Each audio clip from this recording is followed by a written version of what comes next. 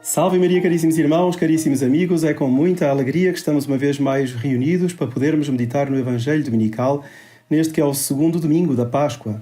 Eu sou o Padre Jorge Filipe, como todos sabem, tenho sempre a imensa alegria de estar convosco para podermos contemplar e meditar no Evangelho que a Santa Igreja todas as semanas, aos domingos, nos oferece.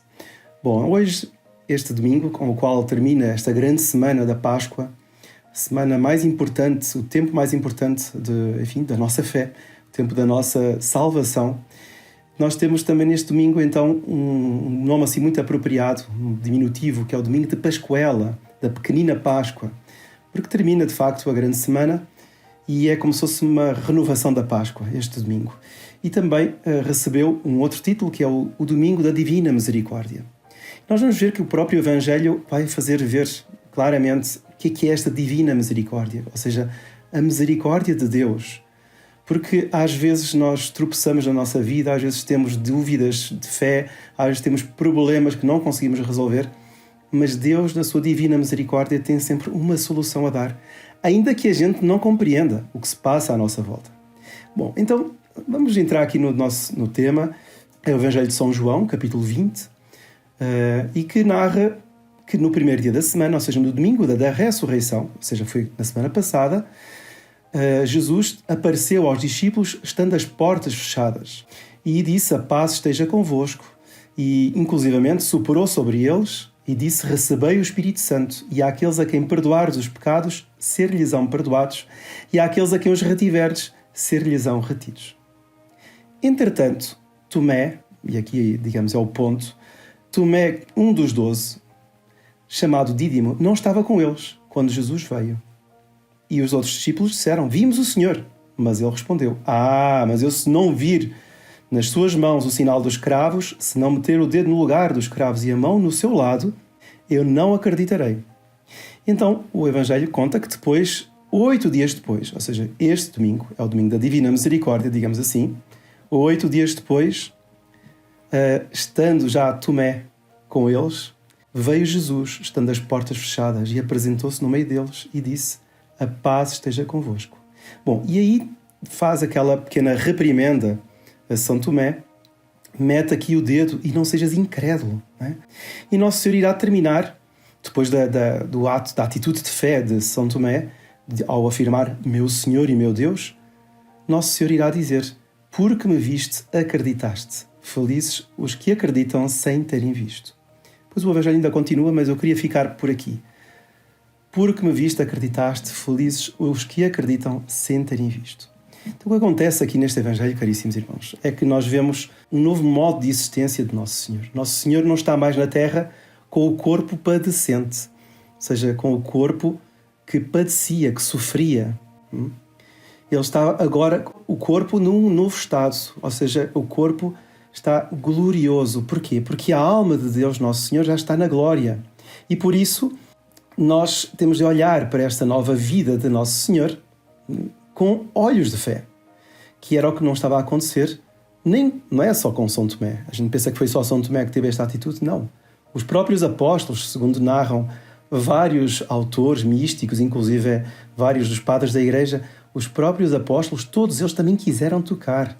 Só que São Tomé ficou com a fama. Então, aqueles que realmente crerem no Filho de Deus, a partir desta ressurreição, sem o ver, sem o tocar, serão tão ou mais felizes do que aqueles que viveram com Nosso Senhor. Ou seja, os apóstolos tiveram a felicidade de conhecer Nosso Senhor, de conviver com Ele durante 3 anos, a maior parte deles, ou muitos deles, na terra. Nós, ainda que não o vejamos e não o toquemos, nós temos a alegria de saber que Ele está ressuscitado.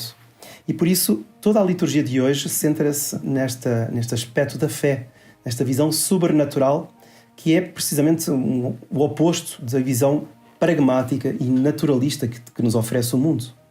Então a primeira coisa que nós podemos ver é a questão do corpo glorioso. Nós vemos que o corpo glorioso é a característica, não é, como disse, do corpo que é assumido pela alma que já está na glória. É algo que é tirado das próprias Escrituras, porque São Paulo vai dizer aos Coríntios que o esplendor dos corpos celestes é de natureza diferente das dos corpos terrestres. Ou seja, os corpos que estão no céu têm uma natureza diferente. E ele vai depois dizer que, semeado na corrupção, o corpo ressuscita incorruptível. Semeado na ignomínia, ele ressuscita glorioso. Semeado na fraqueza, ressuscita cheio de força. Semeado corpo animal, ou seja, com más tendências, com apegos, com desejos maus, inclusive a desejo da concupiscência, ele ressuscita corpo espiritual.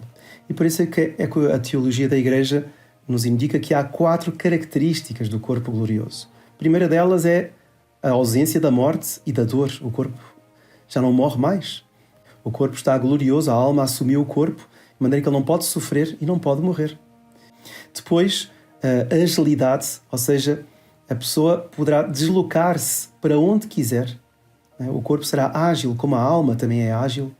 Depois, a terceira característica é a subtileza. Uma parede, uma porta, uma muralha, um muro, não é um impedimento para o corpo passar. E por isso é que o corpo glorioso de Nosso Senhor entrou no cenáculo e as portas estavam fechadas. É por causa disso. E, finalmente, a claridade, ou seja, a luz da glória que impregna o próprio corpo. Tudo isto é muito bonito, tudo isto são as características do corpo glorioso de Nosso Senhor. Entretanto, nós vemos que São Tomé, apesar de ver o corpo glorioso, não conseguia perceber. Mas foi providencial que isso tivesse acontecido. Porque o fato de ele ter tocado, e depois de ter tocado, ter proclamado a sua fé, meu Senhor e meu Deus, nos faz ver que o corpo do Nosso Senhor, que estava glorioso, entretanto, revelava as chagas. Nosso Senhor revelou as chagas. E assim nós temos, no mundo de hoje, caríssimos irmãos, uma aplicação muito grande e muito importante para nós. É que no mundo de hoje nós não vemos já o corpo do Nosso Senhor, mas vemos o corpo místico que é a Santa Igreja. Nós sabemos que a Igreja não pode morrer pela promessa de Nosso Senhor. As portas do inferno não prevalecerão contra ela. E, entretanto, nós vemos hoje em dia a Igreja como que, vamos dizer assim, humanizada. Não é? E às vezes até, em certos setores, querem levar a Igreja para digamos, uma visão totalmente materialista, totalmente ausente de espiritualidade, de sobrenatural. Mas essa é a Igreja, caríssimos irmãos, que é constituída pelos homens. E os pecados, dessas pessoas deformam, de facto, a fisionomia que é visível. Mas nós não podemos atribuir estas que são, digamos assim, entre aspas, não é? As chagas da Igreja ao próprio corpo místico. Porque as chagas são, digamos, algo de acidental no corpo. O corpo está glorioso, a Igreja é santa, a Igreja é imaculada. Nós não compreendemos isto, nós ficamos atarantados, ficamos preocupados, ficamos às vezes até, enfim, combalidos por causa de tantas humilhações que a Igreja sofre hoje em dia, de tantos escândalos, de tantas dificuldades. Mas nós devemos ter então esta noção da providencialidade. Assim como foi providencial que São Tomé não estivesse e assim Nosso Senhor apareceu e ele tocou e fez aquela proclamação de fé, assim também tudo faz parte da providência de Deus. Nós não entendemos o que é que se passa no mundo, o que é que se passa na Igreja, muitas vezes até o que se passa na nossa vida. Nós gostaríamos de ter algo mais palpável, não é? Tocar para crer, não é? E Deus às vezes permite estas dificuldades para que assim tenhamos muito, mas muito mais mérito naquilo que nos acontece. Há uma lenda muito bonita, uma lenda norueguesa, que espelha totalmente esta noção da providência. Quando a providência passa por cima de nós, é superior à nossa inteligência. Então diz a lenda que há muitos séculos atrás havia um homem muito piedoso chamado Hakon. Ele guardava uma igreja, era uma espécie de sacristão da igreja, onde muitas pessoas iam rezar, iam pedir, enfim, a Nosso Senhor, tinha um crucifixo muito bonito, iam pedir milagres, iam pedir graças, favores, etc. Essa imagem era também natural, a imagem de Nosso Senhor. Ora, um dia, este sacristão, Hakon, quis pedir uma graça especial. Ele estava tomado de um sentimento super generoso, ajoelhou-se diante do crucifixo e rezou a Nosso Senhor: meu Jesus, eu quero sofrer por vós. Eu estou tão tomado inebriado pelo Espírito Santo que eu quero padecer por vós. Então, por favor, deixai-me ocupar o vosso lugar, deixai-me substituir-vos na cruz. E ficou ali, a olhar para o crucifixo. Evidentemente que ele não estava à espera da resposta assim, mas, enfim, estava tomado pelo Espírito Santo. Ora, o que aconteceu foi o seguinte, é que Jesus abriu os olhos, ou seja, foi um milagre, e falou-lhe, e disse assim: meu caro, meu servo, eu atendo ao teu pedido, mas apenas com uma condição. E ele, meu Deus, o crucifixo está a falar. Mas qual é, Senhor, a condição? É uma condição difícil. Estás disposto a cumpri-la? Eu estaria disposto, eu sei que é difícil, mas eu estaria disposto. Com a vossa ajuda eu faço qualquer coisa. Então, escutai-me, Hakon. Aconteça o que acontecer, quando estiveres aqui no meu lugar, ainda que vejas o que vires, ou ouças o que te disserem, deves guardar sempre silêncio. Prometes isso? E Hakon respondeu, eu prometo, Senhor, eu prometo. E aí, nesse momento, aquele guardião da igreja, o sacristão, trocou com o Nosso Senhor. Ele ficou crucificado, sofria na cruz por Nosso Senhor. Mas estava tomado de alegria.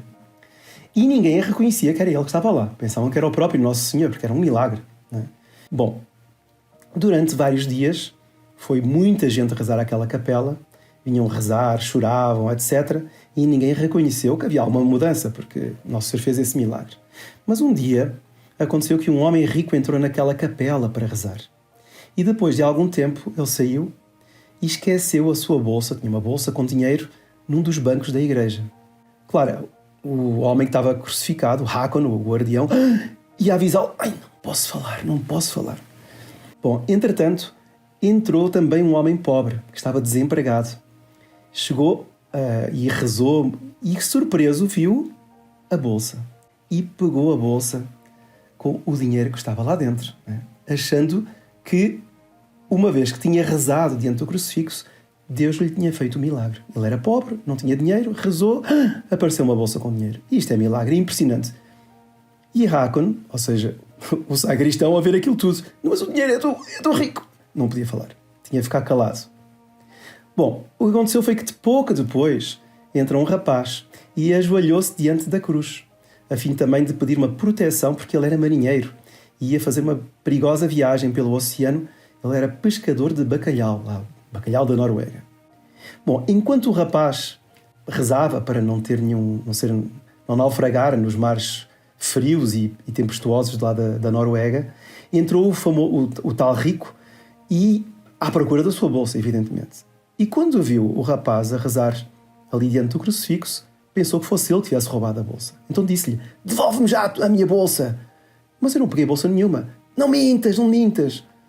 Então o rapaz ficou super atordoado, mas eu não peguei bolsa nenhuma, eu não sou mentiroso, nem sou ladrão.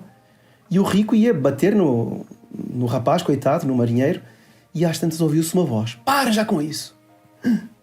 Olharam para o crucifixo e o crucifixo falou, não agridas o rapaz, pois não foi ele que pegou a bolsa. O rico ficou espantado, e o próprio rapaz, evidentemente. O que aconteceu é que realmente Hakon, o sacristão, não conseguiu ficar em silêncio. Era uma tal injustiça.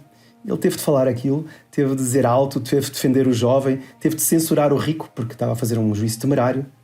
E o rico ficou tomadíssimo e saiu fora da igreja.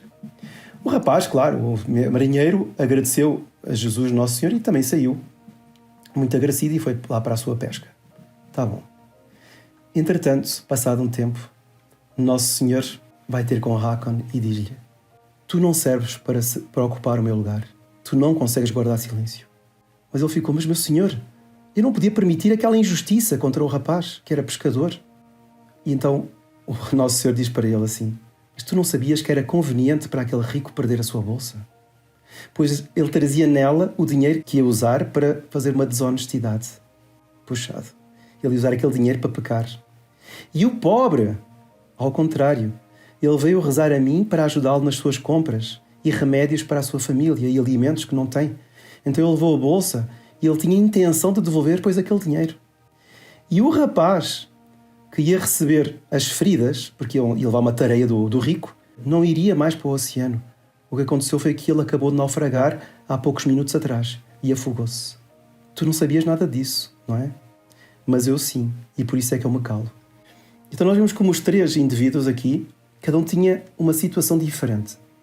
Um perdeu dinheiro, o outro encontrou o dinheiro e não tinha dito nada para ninguém, mas ele interiormente queria devolver depois aquele dinheiro após usá-lo.